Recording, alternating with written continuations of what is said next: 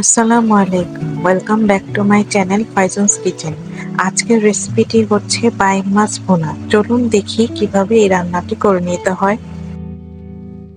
প্যানে তেল দিয়ে তেল কিছুটা গরম হলে পেঁয়াজ কুচি দিয়ে দিব। পেঁয়াজটা হালকা বাদামি রং হওয়া পর্যন্ত একটু ভেজে নেব।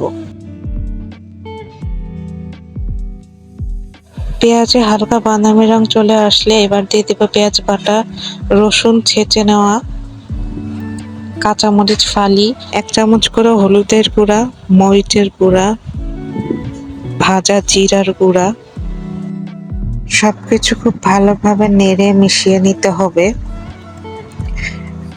একটু পানি দিয়ে দিব যেন মশলাটা পুড়ে না যায়। মশলা কষাতে কষাতে তেল উঠে আসলে বাইম মাছগুলি দিয়ে দিব। এবারে খুব ভালোভাবে নেড়ে মিশিয়ে নিব। লবণ দিয়ে দিব। খুব ভালোভাবে নেড়ে নিতে হবে। ঢাকনা দিয়ে ঢেকে রান্না করব 5 মিনিট। 5 মিনিট পরে ঢাকনা খুলে আরেকবার ভালো মতো নেড়ে দিতে হবে। এখানে মাছ সিদ্ধ হওয়ার জন্য পানি দিয়েছি 1 কাপ। ভালোভাবে নেড়ে আবারও ঢাকনা দিয়ে ঢেকে রান্না করতে হবে 10 মিনিট। এবারে চুলার আঁচ কমিয়ে দিব। 10 মিনিট পর ঢাকনা খুলে ধনেপাতা দিয়ে দেব।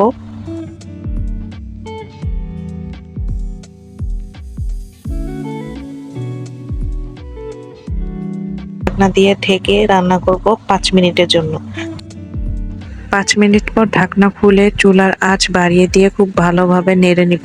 তেল উঠে আসলে চুলার আঁচ বন্ধ করে দেব। তৈরি হয়ে গেল মজাদার এই বাইম মাছের ভুনাটা। রেসিপিটি ভালো লাগলে আমার চ্যানেলে সাবস্ক্রাইব করবেন এবং আমার ফেসবুক পেজটি লাইক দিয়ে সাথেই থাকবেন। আজ এই পর্যন্তই, দেখা হবে অন্য কোনো রেসিপি নিয়ে। আল্লাহ হাফেজ।